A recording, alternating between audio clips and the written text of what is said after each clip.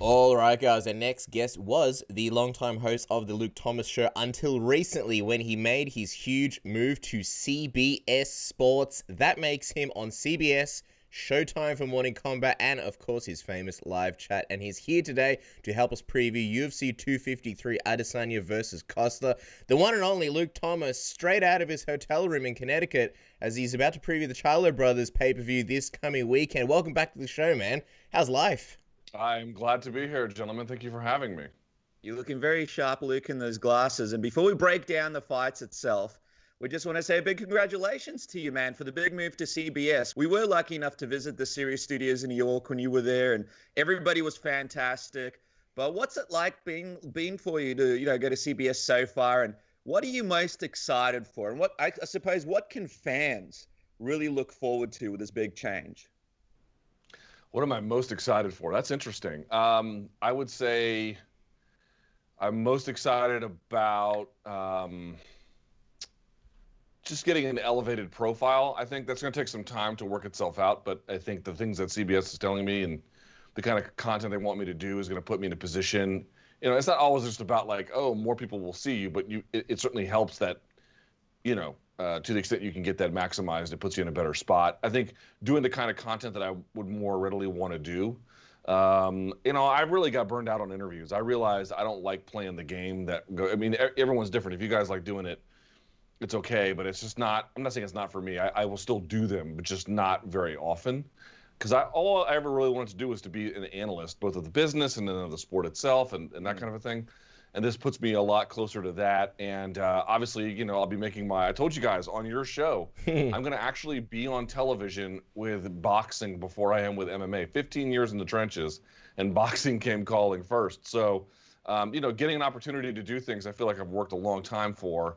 No one owes you anything, of course, but I'm excited about it. Yeah, and by the way, again, congratulations. We're so excited for it, and it's so great to see boxing sort of embrace you. And of course, just a matter of time till you're the next Joe Rogan here at MMA. But I'm just curious, what are your thoughts on the current landscape of MMA media? Because me and Cass, we always talk about it, some of the peers in the industry as well, and it seems like things are really changing. There was kind of that era, you had Ariel and yourself and a lot of the big names at some of the smaller niche websites. And now a lot of people have sort of gone over to ESPN, and a lot of things have changed, and people are getting their news in different ways. For example, the long format podcast, even what we used to do, where there would be 4 or 5 interviews and it would go for many, many, many hours, to switch to smaller, shorter episodes, maybe one interview being put out. And I'm just curious, what are your thoughts on the sort of movements in MMA media right now, where it's all really going? Yeah, it's an interesting question. It's one I was actually talking to. I was talking to Brian Campbell about it last night. And my view has been that, like, I watched sort of the several generations of things happen, which is to say, like, at first there were a couple of very small sites, or even like sort of modestly big sites, like the early stage Sherdog and the early stage MMA Weekly run under Ryan Bennett. And then a lot of it was on forums, mixedmartialarts.com, previously MMA.tv being a very famous one. And then you saw this move towards more, I would say, professional news sites. USA Today bought out MMA Junkie. Vox Media bought out Bloody Elbow, MMA Mania, eventually MMA Fighting from AOL. AOL was, of course, the first people to put out MMA Fighting. And then the MMA website kind of became the very preeminent stage for the sports in general, not in totality, but in general, for the more preeminent and established and noteworthy talent. And I think that has somewhat declined. It's not to say that the websites don't serve a valuable function or that most people still don't go to them or whatever. They certainly do. If you are on one of these websites, you're in a very, very privileged position, and that should be clear. But relative to how that was maybe 2012 or so, I don't think it's quite as much. And to your point, you now see more, I think, people in this space who've been in it a little bit longer, moving to television or, in the case of what you see over in Sirius XM, radio, or in my case, a bit of a hybrid of certain things, a little bit of television, a lot of internet, that kind of a thing. So, but they're off they were owned by major companies, but they were kind of niche platforms. And then to your point, there's also sort of this proliferation of social media where a lot of people can break news, where a lot of news is disseminated, a lot of analysis is disseminated. I think it's kind of broken up a little bit. The concentration is broken up a little bit and then reconcentrated in other ways. But I think the biggest takeaway that I would have is that the MMA website, again, still quite valuable, but not quite what it once was. 100% agree. And also, just going back to your move to CBS, for me, the big takeaway is it's good to see somebody who has worked for so hard and so long sort of be rewarded in that. You know, sometimes you're kind of rooting for people to get that big push, and you're like, man, if this guy never got that, that would be an absolute crime. So we're personally very happy for you, Luke.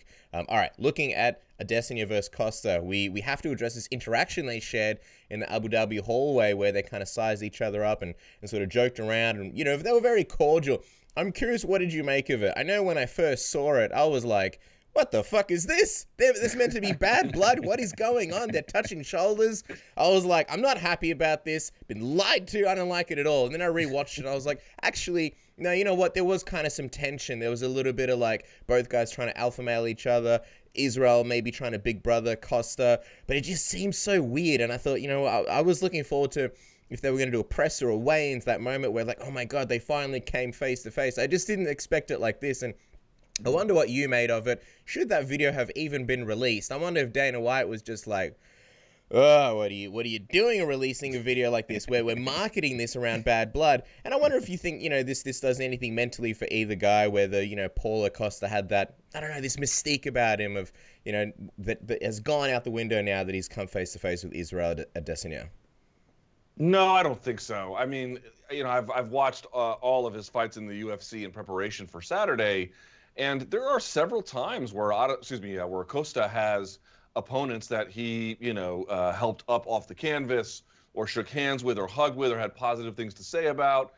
Like, it's not always been when he's like, I'm going to be aggro all the time, in your face, 100 miles an hour, you know, all piss and vinegar and nothing else. You know, he can sort of be a wild man in the cage and then, you know, reasonably normal, I suppose, outside of it. You're like, well, what about a guy like Adesanya where they had this obviously terribly bad blood? I think it's probably a couple things. I mean, you know, who knows what the time change and all the travel has done to them in terms of, like, you know, how much energy do I want to put into this? They probably have also been told, you know, and they understand, like, anything that jeopardizes the fight is going to be very bad for your career. They're already under very strict circumstances, you know, these 48-hour lockdowns in their room.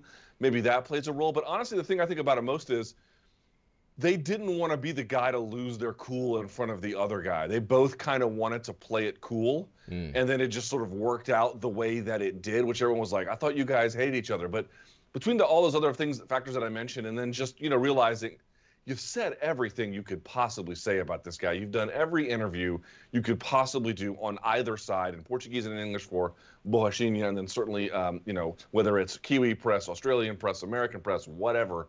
Adesanya has done a number of it. What else is there to say? What else are you going to do?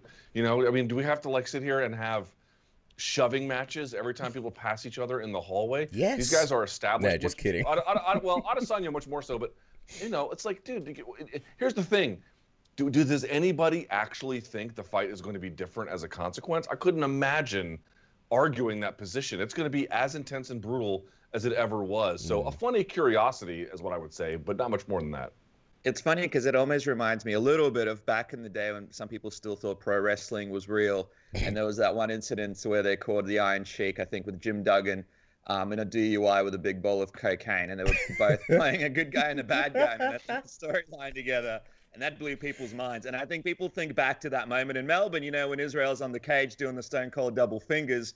And now they're in the hallway sort of complimenting each other a little bit and being friendly. So maybe some people were like, oh, we're being rude. But regardless, the fight should be interesting because Paulo Costa, interestingly enough, leading into the Yoel Romero fight, and I believe he said some stuff about Yoel going in there, was quite friendly with Yoel Romero during fight week as well, and quite a lot more respectful than he was leading into that fight too. So it doesn't really say anything about the fight like you mentioned, Luke. But when looking at the juggernaut that is Costa, it is fair to say that he does his best work against the cage. And with Israel's great lateral footwork, how successful do you think he can be at getting Israel there and keeping him there long enough to be able to really cause some damage? Yeah, I mean, this is the central tension of the fight, right? I mean, that's really what it's about. You know, I don't think, I have to go back and verify this, but I have my notes up here. I don't think Costa has scored a knockdown that wasn't behind the two black lines, which is that short space between the sort of last third of the canvas and then the cage itself. All of his best work comes once they have stepped back. And that's true for a lot of fighters, but it's like especially true for him, which is to say, for example, Adesanya has, knockdowns there, but he's got him right in the middle of the cage as well, right? So he can do it in a lot of different ways. And so to your point with the lateral movement of Adesanya, how much will that undercut it? So probably a lot. The good thing, or to me, the task at hand for Adesanya is, yes, to stay on your horse, but more than that, to weaponize Costa's forward movement against him. It's not merely getting out of the way, although I think that will be a part of it, to be clear, right? You can't weaponize it in every second of every instance of every round. But really what will slow him down or take that away or something would be, one, the lateral movement, getting away, making it not effective, and then making him desperate or something or changing what he was doing. Two, punishment to the legs. There is some tape evidence, and I'm going to say some, not a ton, to indicate that Costa is susceptible to leg kicks because of that forward pressure, right? And so I wonder what Adesanya might do there. He is a leg kicker, but not a heavy leg kicker, so that will be an interesting thing. But to me, the really big thing that Adesanya is going to have to do to weaponize that forward pressure against Costa is rhythm changes. There's been a couple of times, including the Romero fight, the Hall fight, and I think even to an extent the Bangboche fight, where what would happen is you have Costa barreling into these guys, right? I mean, just marching them down. And, that's a hard thing to deal with because the thing about it is Costa has a really good chin. So what you saw, I think, in the Hall and especially in the Romero fight even, was they would fake or throw or something to get a reaction out of him. And then he would march back on the same kind of timing track. And they would go in a broken rhythm and then change it. And he would walk right into something, right? So he was just walking into these strikes and they landed. And I think in one of the fights, I have to go back and see which one it is. Maybe, was it the Hall fight, the Bangboche fight? One of the two.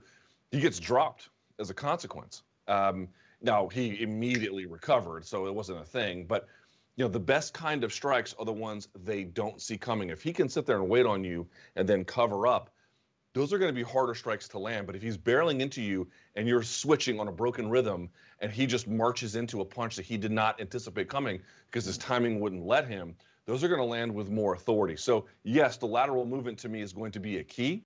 But that rhythm change with the lateral movement and then potentially even some leg kicking or, jabs to the body, other things that you can do a little bit at distance and then get away, those are all going to be pretty key. Yeah, and to sort of add a few things to that, by the way, it was the Uriah Hall fight where Costa got dropped kind of really close to the cage as he was coming in. I think that was kind of one of the few times where he's looked very, very human and susceptible to strikes. In the Romero fight, he was just taking massive shots. But obviously, he throws really looping hooks and punches. Do you think that could be a problem when facing, a really long and rangy guy like Israel? Off the rhythm changes, you also mentioned, I reckon the feints will be a fascinating thing from Israel. And with those two things mentioned, how effective do you think Costa's body work will be in this fight? Because he has incredible body shots, but, with all that mentioned, it might be a bit tough for him to land them in this fight. Yeah, he has, to your point, you are so correct. Tremendous body work. If you look at the breakdown from a numerical standpoint, how much of his targeting goes to the body, it's nearly 4 out of every 10 strikes. And that's a lot because he's doing like another 50% to the head. So he's only doing marginally more to the head than he does to the body, and then a little bit of leg kicking himself. That is significant. So you're right. I mean, it goes a little bit for him and against him. Okay, so the trajectory of the punch, they take longer to get there because of the nature of the way he throws them with that outside whip. On the other hand, when they land, they're devastating. And 2, he doesn't mind taking a shot to do it. And 3, even if he kind of sneaks one through, it can be impactful enough to change someone, right? So they kind of block it, they kind of get in the way of it, but they begin to feel it, and then you can see the wheels turning in his opposition, like, oh, I don't want to do that again. I mean, the point is, if you have, I brought this up with Adesanya himself, which was when you have those big ass gloves in kickboxing or boxing, there's a lot of shield, relatively speaking, to hide behind. Costa has some success because he might be wild and a little bit, less technical, a lot less technical than Adesanya, but he's such a bruising marauder that with the gloves, he can get away with a lot. That's just the reality of the sport. So he doesn't have to land all that cleanly to begin to start making an impact. Obviously, to really win, I think he does. But the other thing to really realize is also he's got great body kicks. And one thing that he does with the body kicks is one, just, that rear roundhouse up the gut. Those are powerful.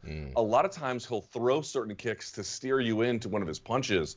Now, not as gifted as Conor McGregor does, but it's something that McGregor has sort of made famous as adept of a striker as he is. So there's a couple of different ways where it's like, okay, he can attack you at a different range because of the body kicks, and he can get you to go away from them. And then if he's adept and clever enough, and I think he's still young, he's getting better, he can then find a home for his punches. So this is why for Adesanya, you don't even want to let him get started, right? I mean, there's going to be some countering opportunities, but I really think he's going to have to be the one in general leading the dance, because once that guy starts setting the terms, that's when the problems begin.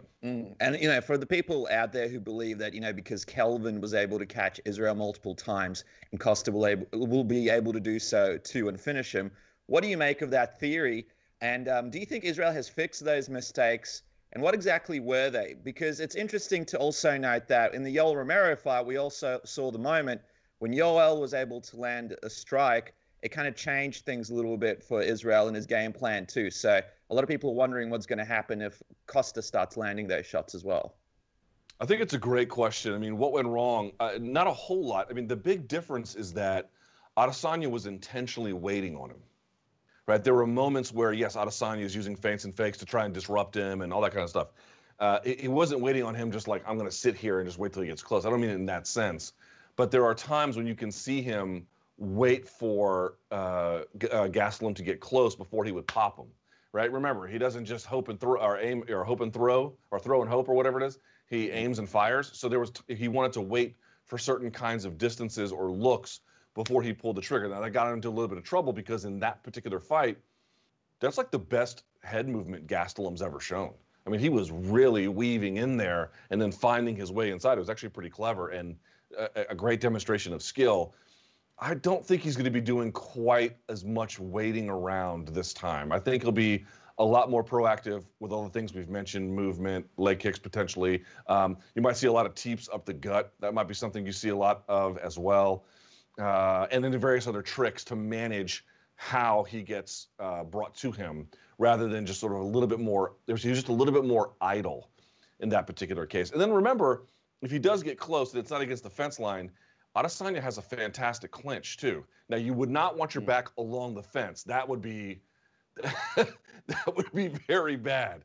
But if you've got in the center of the cage, he might still be able to rip body shots, and that is something you probably don't want to do either. All I'm pointing out is if there's somewhere where there's open space behind Adesanya's back and they're locked up in clinch range, dude, Adesanya has a phenomenal clinch. He knows how to move people. He knows how to find open strikes. He has elbows, knees. He's good at turning people. He's good at getting them off balance. There's a lot he can do there as well. So a couple of different things to think about in those scenarios. Just a couple of quick sort of theories we want you to potentially dispel or comment on. And the first one is, let's say Costa does land on Israel. How would you rate Costa's power? Because he's not really this one-punch walk-away KO kind of guy, like, say, Ngannou or even a Vitor Belfort, who a lot of people compare him to. He typically kind of swarms people, and he breaks them with barrages of punches. But he did manage to drop Romero with that really short left hook as Romero was coming in. So how would you describe his power, and how long in the fight do you think it's good for? And just to add to that, what do you think the other narrative of people saying that, look, if Costa couldn't finish Romero, if Romero couldn't finish Costa, there's no way Israel can finish Costa? To me, it's, what kind of game plan Adesanya uses, which is obvious. But what I mean to say is, to what extent is risk a component, right? Especially, after the Romero fight. I don't know how he's going to navigate that. That to me is actually a big storyline no one's talking about. I don't think he's going there being like, wow, I really cannot do what happened in the Romero fight again. But at the same time, like, that one got a little dicey in terms of what the judges, we were like, how is this even going to go? I don't suspect we're going to get a repeat of two guys not really throwing all that much. I'm just saying, if I'm Adesanya, I would want some kind of scenario that provided a little bit more security in terms of what I could anticipate. Now, in terms of Costa's power, you asked how I would define it or rate it. I would describe it as follows: game-changing, or at a bare minimum, round-changing, right? Which is to say, to your point, he doesn't go in there and like, so for example, I'm here to cover the Charlo brothers. Jermall Charlo, the bigger of the two brothers, has dropped multiple opponents with his jabs. Now, why would something like that happen? Well, one, he's big and powerful, but the other point is he has such speed and timing that he can catch people, again, when they're kind of off balance or when they least expect it. But, you know, that is like a combination of athleticism and great skill. That's not exactly something that Borrachinha has. But how many times have we watched this guy land on somebody, body or head, and you immediately see them go, oh, I am in profound trouble. I cannot do this anymore. And then they begin to make a series of choices that they think are about survival, but then it only compounds their problem. Here is a guy that what he is looking for is to just find a break, find an opening, get you to change your behavior just a little bit, and then he steps on the gas. That's really what he's about. He is about finding a chink in the armor and then just ripping it wide open. And so you're right. He's not, I mean, who knows? He might go in there and flat one punch Adesanya, and that wouldn't be the most shocking thing in the world. But if past his prologue, I think what he's going to look to do is hunt the guy, land on him a few times where now he's not making the same evasive choices. He's not making the same intercepting strikes. He's not thinking the same. And then really just like a dog on a bone, go after him. And that has worked out extraordinarily well for him, to the point where it's worked out for him every single time. That's a you know, it's not a strategy without its drawbacks, but it's a damn effective one. It's going to be fascinating as well, because we know he was dealing with a bicep injury, and I had a similar bicep injury as well, where I threw a silly punch and ripped my bicep off, and I had to get it reattached. And I remember for a really long time afterwards throwing that punch, it's always at the back of your head, man, I hope this arm can hold up, especially when you throw those looping power shots. And of course, those looping power shots are a big part of his calling card. But Luke, just a couple more theories that people have on the fight, which is, number one, with the pressure on Israel after that Yoel Romero fight, how likely do you, and also this being a 5-round fight, how likely do you think it is that Costa's team think, hey, let's not engage early in the fight. Let's put the pressure on Israel again in this fight, especially with the last fight getting so much criticism. Let's make him come to us initially, and then let's save some of the energy for later on. And the second theory, you know, we haven't really seen much from Costa in terms of his jiu-jitsu, but we know his ground and pound is really, really good. How likely do you think he tries to surprise people and possibly even try and take it to the ground in certain parts of this fight? All right, so the last part I'll say, you know, and who the hell knows, but I will confidently say I don't think he's going to take him down, either direction. I just don't see that. In terms of resource management, that is a more interesting question. Here's the thing: what do the numbers tell you about the one fight in the UFC that he had that went the distance, which was the Romero fight? What do the numbers tell you? What the numbers tell you is that in every round, Romero landed more than the subsequent one. Right, so landed more in the second than the first, more in the third than the second. In fact, in rewatching that, I'm fairly confident that Romero won that. That's my personal opinion. Mileage may vary, but I thought he did. But the interesting feature, it was that Costa's numbers did not drop. They stayed about the same, right? So he gets hit more as time goes on, but he's able to have a similar level of output. But what does the tape say beyond what the numbers say? The tape says he doesn't throw with the same kind of ferocity as time goes on. And so he's still kind of in there. He's not like, you know, he doesn't fall off a cliff or something, but he's not quite that early barbarian that he is, or he's not the barbarian that he is late as he is early. So what are they going to do from a resource management? He is just not built for 5 rounds. And I don't care what they say. He's not built for it. So, like, might they spot a round just to kind of confuse him, Adesanya? Yeah, that seems possible. You know, I don't think that's the craziest thing in the world. But at some point, he's going to have to go. And the way he goes, as I just mentioned, is finds a little tear in the fabric and then rips it open. He doesn't have really any other way to win. He doesn't jab you to death. He has good ground and pound, but a lot of that's after he knocks somebody down, and then he goes after him. He does, to his own credit, we haven't talked about this, Borrachinha's got very good takedown defense, superb, athletic, scrambling. He gets right back to his feet, you know?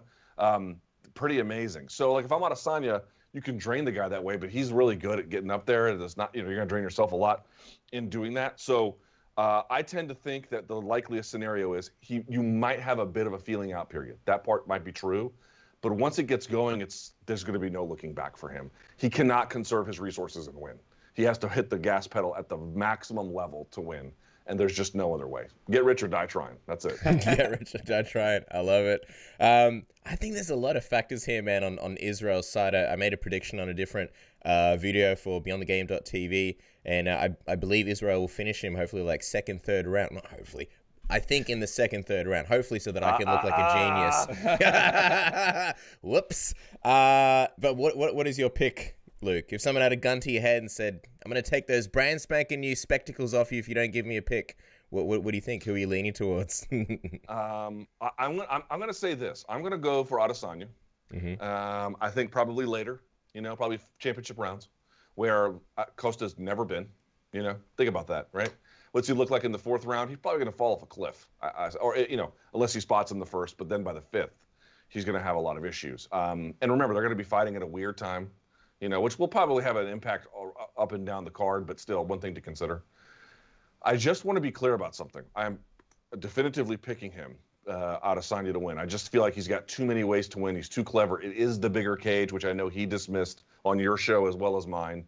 But just, it's not a factor anymore, but I did think it would have been one had he fought him there. The only thing I'll say is I see a lot of people dismissing Costa. A lot of people dismissing him. Or, saying he might... at least dismissing his abilities. I don't. Yes, he is not the technician that Adesanya is, and I don't think he ever will be. He's just not. That's not how he's programmed. That's not the way he likes to win. But in MMA, dude, will and muscle and punching power and drive and in his particular case, practice around that. We don't want to admit it. We always want to admit skills win fights and that brains win fights. And in general, they certainly do. It's better off being that way than not. But that is such it's such a common way to win. If you are in shape, athletic, reasonably experienced, and you don't mind taking risk, and you have a good chin, and you've got not only a good punch, but sort of a series of strikes, you've got decent defense to keep it on their feet, and the way in which he does, sort of Chuck Liddell-esque in that way. I'm talking about takedown defense. Dude, you can do a lot with that.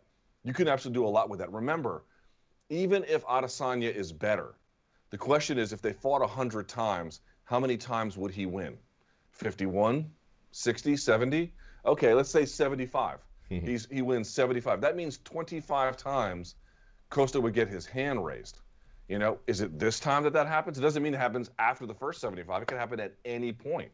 And I think that when you're dealing with someone who is that physically capable, who is that physically strong, and that unafraid of risk, that will cost him eventually, but he's also going to stack a lot of W's doing that. I don't know if he's going to do it on Saturday, probably not, but it is no shock, it is no surprise if he does, even if we can look at Adesanya and say he's the more gifted striker by a considerable degree.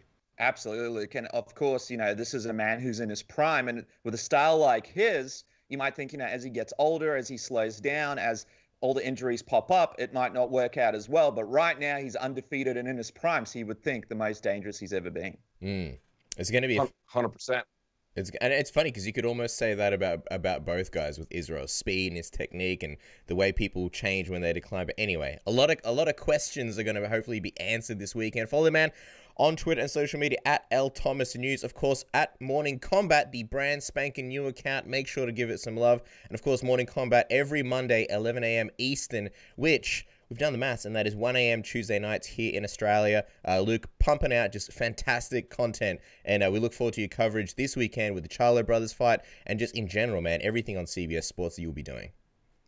Yeah, it's a great weekend for combat sports fans, and I can't wait to see what happens. Thank you, boys. I always appreciate it.